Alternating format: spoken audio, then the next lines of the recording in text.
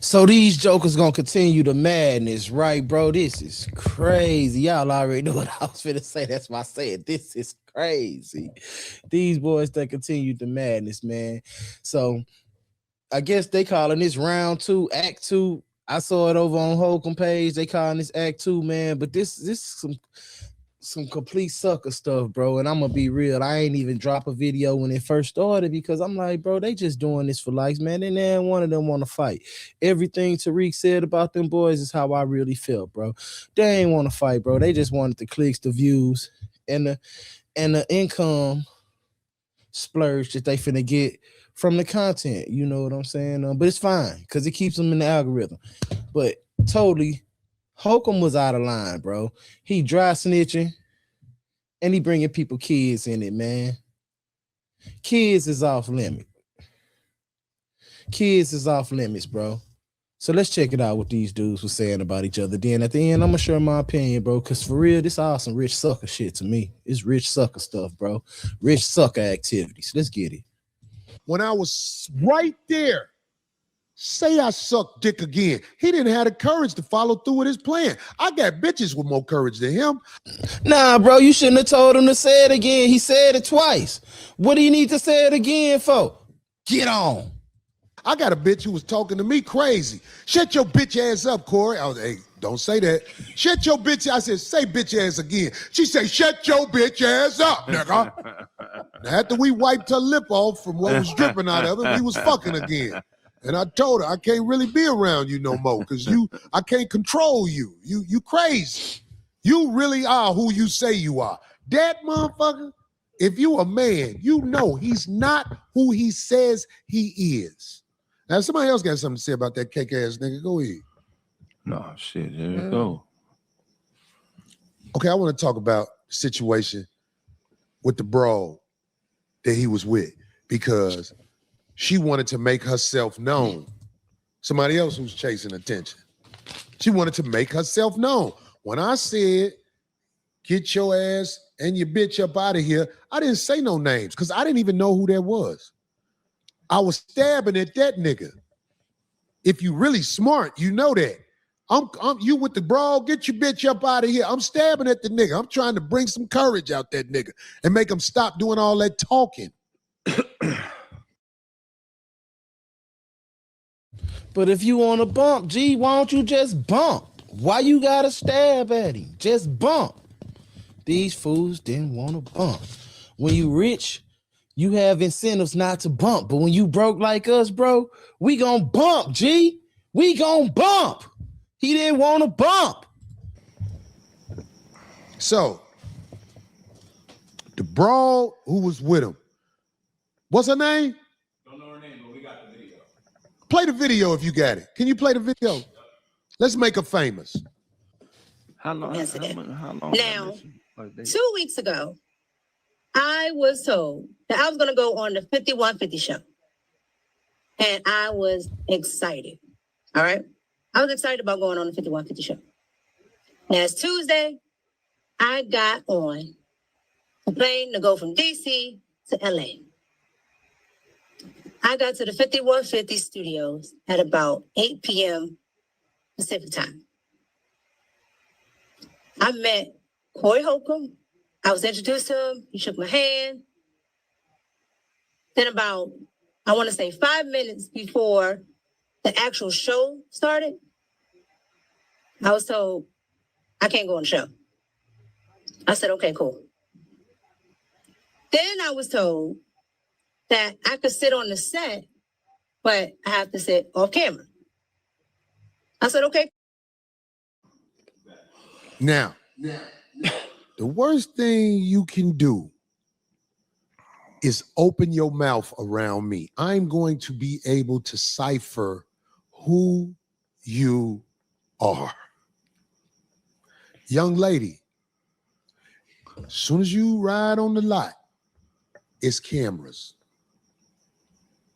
As soon as you ride on the lot, it's cameras. Bro, peep this world-class dry snitching, y'all. Y'all gotta peep this. This shit is world-class dry snitching. Cameras. I'm gonna put you on the spot right now, D. I'm gonna put you on the spot. And throwing his friends under the bus. You saw them get out the car, right? He snitching and he throwing people under. He bringing people under the bus with her, bro. D, get your ass under this bus with me, girl. Yeah, it was in my car still. What did you observe when they got out the car about their energy together? It was interesting for sure because, you know, to me, if you're walking up on somebody new, you freely introduce the whole crew. Right. And I walked right up to him and he said, "Oh, Miss Darlene," or Miss D, whatever he said, gave me a handshake, what have you. Said, "I'm not a handshaker, I'm a hugger." So we hugged. I introduced myself to the security guard. She was already walking towards the door. And it's not like he stopped her to say, and I thought, to me, I don't know. That's just very strange where it's like, well, the fact that she got out the car and just ran right inside and wasn't with him.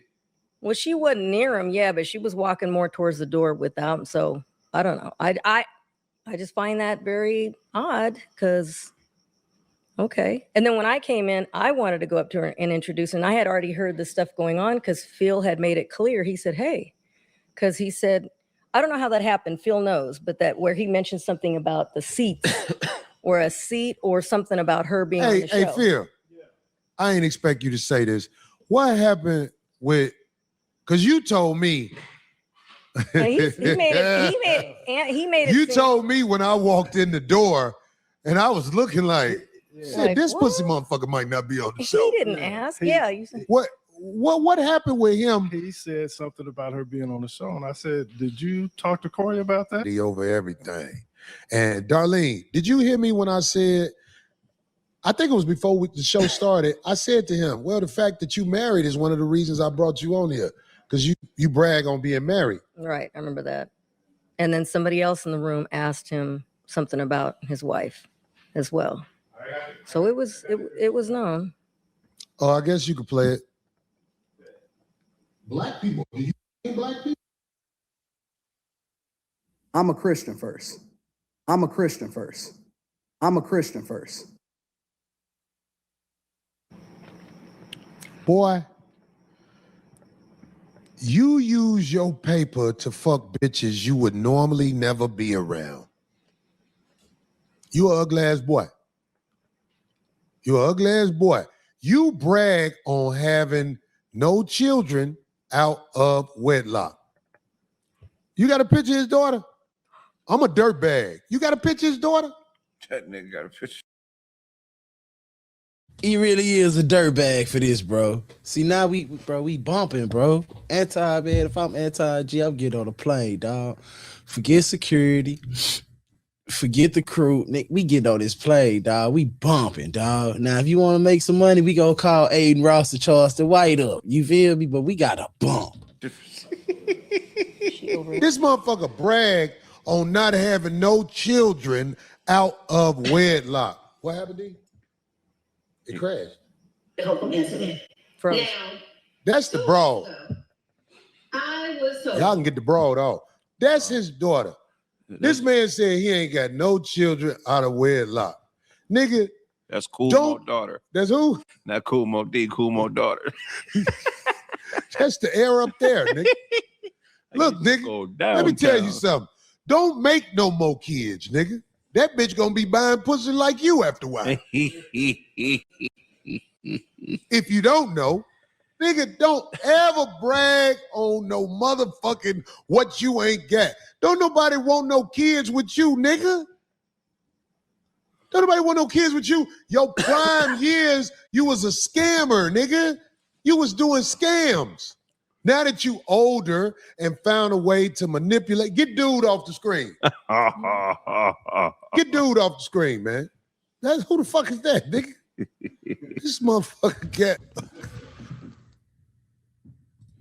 That's cold-blooded, cuz. That's cold-blooded, dog. That's cold-blooded. I ain't even rocking with that, bro. That's cold-blooded, man. It's cold-blooded, my baby. I'm the captain now. Look at it. Hey, look. Let me tell you something. Don't make no more daughters, dog. You got to make it where your shit come out with a boy. so he can make excuses for him. But you ain't got no kids out of wedlock because ain't no bitches fucking with you. He was on the internet bragging, I always got a bad bitch with me. No, you pay a bitch to be with you, nigga. You ain't no nigga who got bitches. You buy bitches like the little bitch you had with you, goddammit, who motherfucking made that story sound like she wanted to sound. I got to town Tuesday. Did you get to town Tuesday? Or was you in Vegas with him? I don't know. Listen to that man, Did you bro. get to town Tuesday, really? So you let that man lie to you, bagging, bro. bring you up here, talking about you on the show, and you ain't mad at that nigga? I seen you on that show when he said something about dick sucking to the other dude. You know what kind of nigga that is. Little sister, let me tell you something. If you trying to get on, come get it on your back like the women who really moving up in the world. You can get on the show, but it's other things that got to be got on. All right, man, that's enough of that, bro. You want to watch the rest of that? Go on over there to 50-50 Club, bro. 5150. You know what I'm saying? Psycho, disco, freaked out, loony, 5150. Y'all don't know that about that. That's that old loonies right there. Hold on. So we go see what Anton, his response was. Let me pull that up for y'all. It was sending me. Thing that I tell people all the time is you never, ever, yeah, facts, fair weather friends. We know what it is. We know what it is. We've even revived some people's platforms with hate. But in a month, those same platforms are going to have to figure out what else to talk about once this whole thing dies down. All right, but let me get to exactly what it is that y'all want to talk about. So, of course, I'm familiar, and of course, people were sending it to me yesterday and all of that, right? They were sending me everything about everything that was being said about my daughter and my wife and all of that stuff, right? And so the thing that I try to tell people on a regular basis is this: never, ever, under any circumstances, let your emotions make you make illogical decisions. We are a thinking people now. We are evolving. We are no longer subjecting ourselves to the same rules as the streets, as the culture, as the thing that we criticize the most. So I'm gonna just say this. I'm not gonna make it a long thing. I'm gonna be very, very clear, and we're gonna move on. I'm not gonna address it again. All right. So here's the thing. Since the beginning of time, I've always, my number one thing in life, above all, when I made the decision that I wanted to have a kid, and I said that I was only going to have one kid because I wanted to make sure that I poured every single resource that I could into the kid, right? And that is the purest thing that we can do, is that we can take care of our children. Our children are the ones that are our future. Now, I'll give you a little bit of insight for those of you that may not be familiar with my daughter. USA team, at different points throughout the year, she's usually ranked about number 2 or number 3 in the country. Junior Olympian, probably has close to over 325 medals, of which 200 and maybe 80 of them are gold. Has traveled across the world representing our country, and is probably the sweetest soul that I personally know. Now, of course, we can be a little bit biased because all. Hey, bro, he dad flexing. G, that's a flex though. When you bragging about your kids, bro, they number 1, number 2. They did this, they did that. They got a 4.0 GPA. That's dad flex, and I respect that to the fullest, because I'm a daddy. I'm a girl dad, so I be dad flexing. I respect it. All of our kids are the sweetest things to us. Those of us that are in our kids' lives and that are participating in our children's lives. But a very, very accomplished minor child, meaning that she's still a child. And one of the things that I tell my daughter every single day is that I want you to stay in a child's place. I never want you to grow up too fast. I never want you to be out here doing things that you're not supposed to do, because you have an expectation on your life. And so the thing that I've always done is try to protect my daughter against the world, from the world. And what this has shown me is that eventually all of our children, and she is still a child because she is an underage child, all of our children eventually will have to see how ugly the world is. All of them. Regardless of how we feel, regardless of what happens, all of our children will have to see what the world is. What we as parents are supposed to do is protect them as long as possible, until they have to see what the world does, right? So this is what I'm gonna say. My focus right now, and then I'm gonna go ahead and get into the show. My focus right now is trying to figure out the psychological damage, impact, and trauma that has been done to my daughter. Hey, G. When people start using words, let me make myself, when people start using words like that, that boy hollered at his lawyer, bro. That boy got a fire-ass attorney.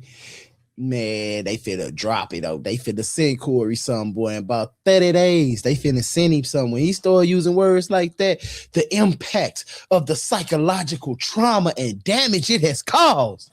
Hey, that's lawyers. Hey, G, they finna, hey.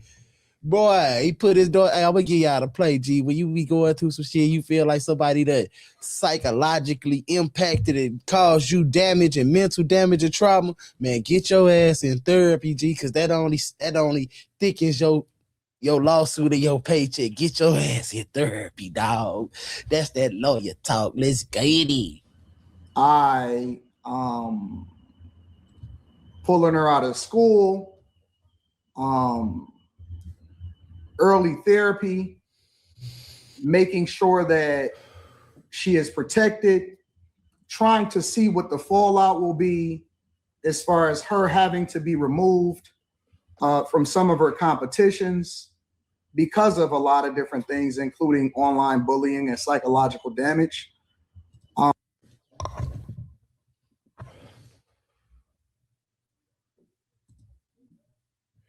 Yo, and I finna tell y'all why this lawyer talk, right? Because them white folks that she doing Junior Olympics with and compete with, man, them white folks, they ain't watching this shit, bro. They don't know who Corey Holcomb is, bro. Them white folks don't even know who he is. They just know he her daddy. They don't know. They know Anton Daniels, father of so-and-so Daniels. They don't know Anton Daniels from YouTube, bro. I don't believe that. That's why I say this lawyer talk. There's a lot of fallout. And this shit just happened what 24 hours ago. He already talking about he got her in therapy and stuff. To my daughter's life because she is so accomplished. She has some of the greatest schools in the United States of America that has been seeking her out, scholarships, looking for her to join the team. She is on track to be a United States Olympian. She was supposed to be possibly in the next Olympics. And I don't know how damaging this is to her psyche. I don't know. Who knows? This can be a lifetime of damage. We don't know what butterfly effect things that we do to our children. And the one thing that most fathers, Black fathers, try to do is they try to make sure that their children are protected. Yeah, that's a fact. That's what we do. As fathers, we don't really care what happens to us, right? Because that's just life. But we never, ever can imagine what would happen to our underage children. No? Right, yes. No matter what happens to us, We don't want anything. For those of us that are in our daughters' lives, we don't want anything to happen to our children. Under no circumstance. And so I don't know. I think that a lot of people don't really understand the impact. And I'm speaking to all of us, for all of us. We don't always know what the impact is to our children. We don't know the psychological damage, the emotional damage, the wreck that happens in their lives when other people go after children. I thought that children was off limits. But I guess not. I guess not. So my number one concern, and I'm going to say this, and again, this is for all of the civil, awesome Black people out there and people in the United States of America that want to ensure that their children are protected. My number one goal is to always try to figure out how I can protect my underage child.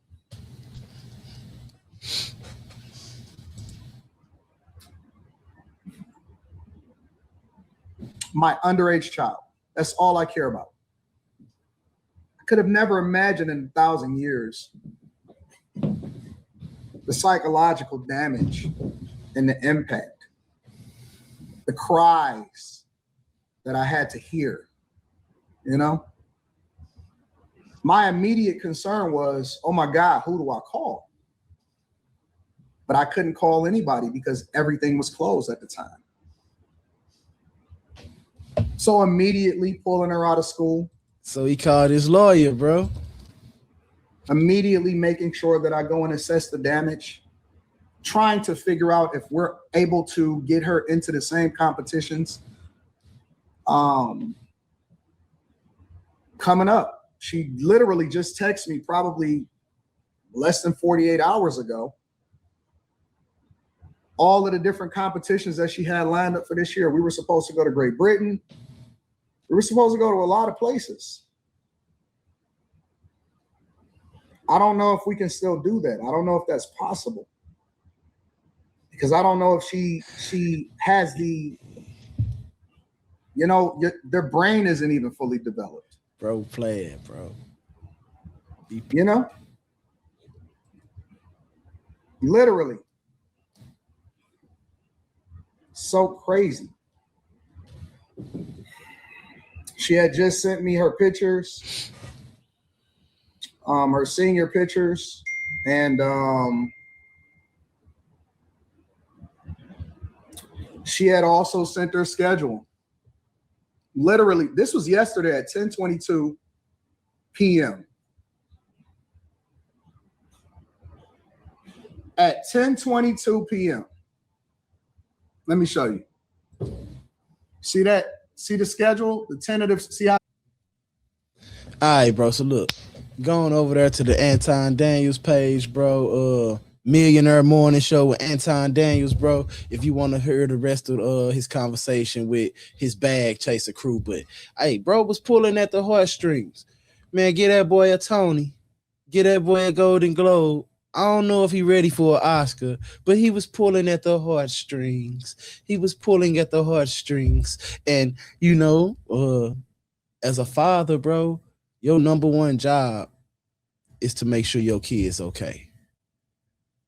But I feel like bro definitely gonna holler at his lawyer, and they definitely gonna holler at Corey for stepping out of bounds, bro. But ain't no such thing as a fair fight. Ain't no such thing as a fair fight unless it's sanctioned in the box under a boxing organization, bro. Other than that, and though we all know those shits ain't fair, so there's no such thing as a fair fight. So you got to look at it both ways. You know what I'm saying? Corey say he was a dirtbag, but man, let's be honest, bro. Corey didn't want to scrap. Anton didn't want to scrap. They just wanted to argue and get the bag, bro, off the content that we all gonna make and the clips and the think pieces that we gonna drop. So fuck it. There it is. That's my think piece. Ain't there one of them suckers wanted to fight? They on some rich sucker shit. They ain't want to fight. They ain't want to bump. Because if they wanted to bump, they would have bumped, bro. Both of them was scared and both of them was popping it.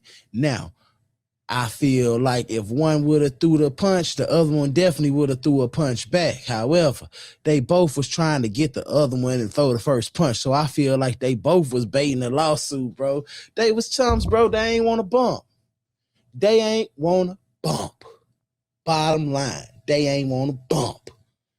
I'm 618Cs, man. I done had y'all on here long enough, man. I'm fucking out, bro. If ain't nobody told you they love you, bro, 618Cs love you, bro. If ain't nobody told you they want to see you win, big 618Cs want to see you win. I'm out, man. I love y'all. Peace.